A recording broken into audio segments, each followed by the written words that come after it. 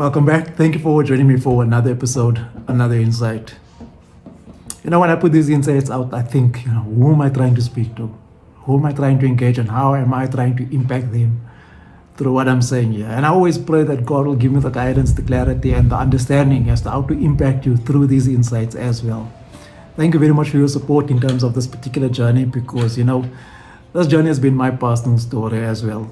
It's my story of a man whose life has fallen apart, picking up the pieces, getting past this point of blaming everyone else for everything that went wrong in his life, and really started taking responsibility and rebuilding his life according to the purpose that God has laid on his heart.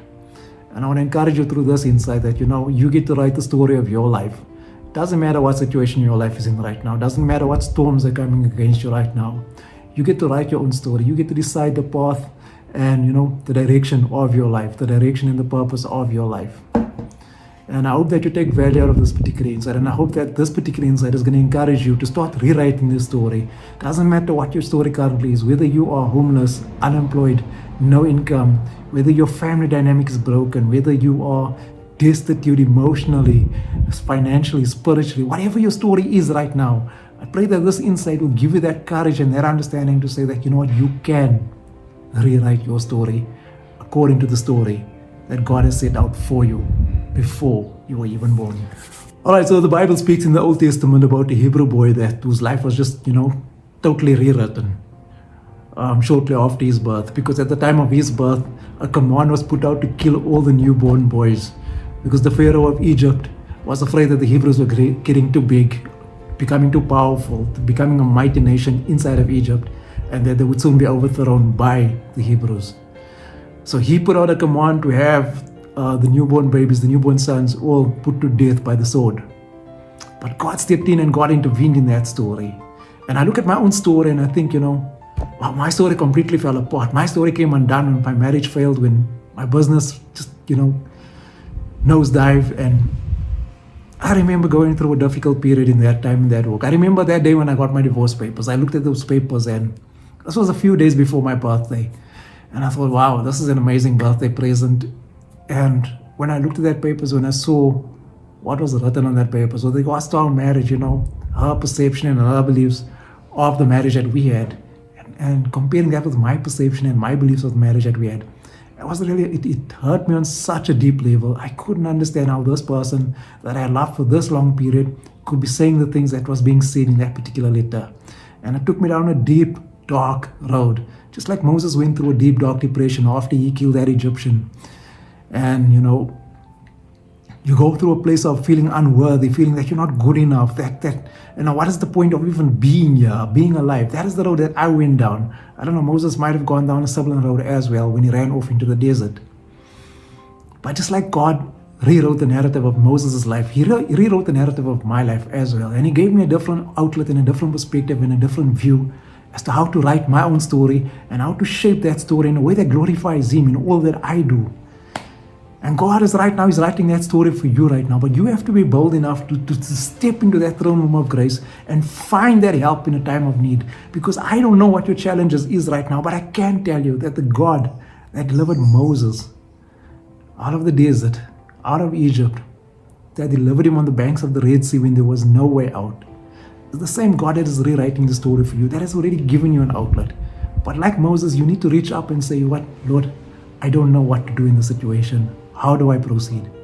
And when you start doing that, God starts showing you avenues. And he starts showing you options that are currently available that you don't see. You see, Moses didn't see a way through the Red Sea. All he saw was the Egyptians were bearing down on them at pace. All he heard was the complaints of the people around him. But at his weakest moment, at his most vulnerable moment, he looked up to the heavens, he spoke to God, and he said, you know what?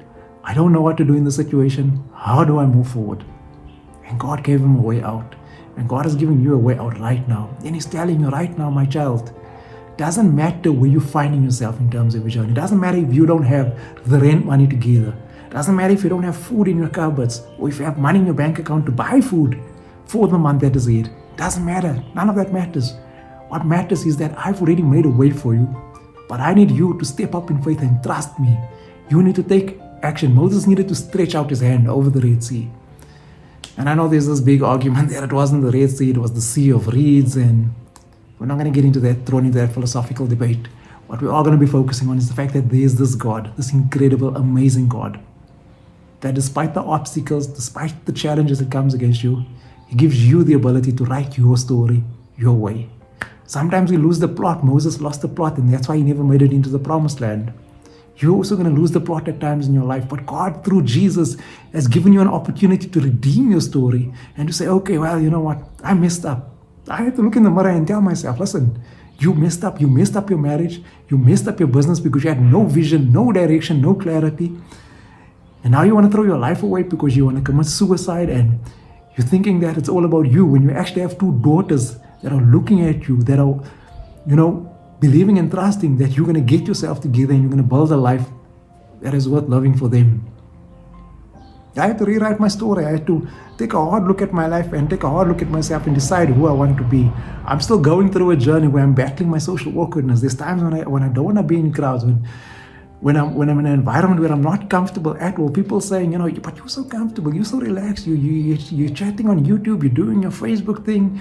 I mean, you're like an extrovert. No, I'm not. I'm a socially awkward person. I'm introverted in nature. I don't like stepping into unknown environments. But I keep pushing myself. I keep writing the story where I say I step into situations that make me feel uncomfortable. I step up boldly and I start doing things that make me feel uncomfortable. And that's the encouragement that I want to give to you as well. Write your story there. This is the things that I'm afraid of doing. And then you start doing it. I started putting my coaching business out there. I was afraid to put my coaching business out there. I made all these excuses around my coaching business. I was dealing with imposter syndrome where I didn't believe that I'm good enough to be a coach. But I'm coaching people. I'm seeing impacts in their lives. I'm seeing changes in their lives. So why shouldn't I put myself out there as a coach? Why shouldn't I expect payment for the value that I provide to people? I don't know what is the obstacle in front of you right now, but I want to encourage you, put yourself out there. Get your mindset into a place where you can tap into God, where you lean into God and you say, Lord, this is my heart. This is my desire. This is what I look to do with my journey ahead.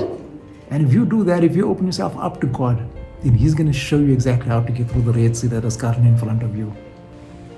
All right, but all of that starts with you writing your story. All of that starts with you being extremely clear on who it is that you are trying to be or desire to be. You see, God grants you the desires of your heart, but He does that according to His will. And His will is already inside of you. So you need to tap into His will as it exists already on the inside. I know we always get told that, but what if this is not the will of God? I don't know the will of God. You don't know the will of God. Your pastor doesn't know the will of God. God alone knows the will of God. So I want to encourage you, be bold, step out, ask and you shall receive. And if it's not in line with the will of God, trust me, God will align you with His will. But you need to be bold enough to pick up the pen, to start writing the story of your life and say, I am a man, I am a woman that impacts my life, the world of the people around me through these actions, And you might think, well, I don't have value. I can't talk as charismatically as you do. There's a lot of things I can't do. I stepped up now recently and I did something that I could never do before. I was like afraid. I was like, oh my word, I can't do this. But I stepped up, I put my shame, my fear, my embarrassment, I put all of that aside and I stepped up. And I stepped into a space that made me feel extremely, extremely uncomfortable. And after that, I really enjoyed it because it was so much fun. We had so much fun. And I was doing karaoke, I was singing. I can't sing to save my life. But I couldn't care less because I wasn't singing for the people, I was singing for God. And I just connected with God in that moment. And when you connect your dream with God, without fear of judgment, without fear of persecution, I'm telling you, God will love you, He will elevate you, and He will take you from a place of hope to a place of, not just restoration, but really the culmination of the dream coming to pass. So when you connect your hopes and your dreams to the plans of the Lord, then you will elevate your life in a powerful way. I know I've been doing that, and I've been seeing changes in my life that I cannot explain to people. They just see the demeanor on my face, they see the way I interact and engage and show up in the world, but they can't explain why I'm doing that, especially in light of the circumstances that I do face on a day-to-day in my own walk. But I want to tell you, when God is writing your story and when you are running that race with belief and hope in your heart, then something inside of you changes. Something inside of you changes. The way you show up in the world changes. So be bold, be courageous, write the story that God is laying in your heart and follow through with regards to that story. because He will not lay a story in your heart if He didn't have a plan for that story already. Don't look at the circumstances that's around you. Just trust and believe that the man or the woman that you desire to be already exists inside of you. And it is only you that can bring that person to the fore. If you took value from this insight, please share it with the next person. Let's impact YouTube. Let's impact the world out there and just show them that there is a different perspective and a different level on which you can actually love your life. You are not the product of your circumstances, but you are the product of your persistent thinking and your persistent beliefs. And until you start rewriting those beliefs and those thinkings, your life is never going to change and you're never going to elevate yourself to the level that you are meant to live your life at. If you haven't yet, please by all means subscribe to the channel. On this channel, I provide you value through insights to help you tap into the true purpose of your life, to help you live your life God's way, because God has got such a perfect, such a beautiful plan for my life, for your life. And also give the channel a like. I really appreciate your feedback. I really appreciate your comments. I love hearing from you. So please do drop me your comments, do drop me your feedback. Even if you just drop me an emoji, that speaks volumes as well. I hope you took value from this particular insight. I look forward to giving you more value on the next insight. So for now, this is Vinnie Max saying, change your thinking, change your world.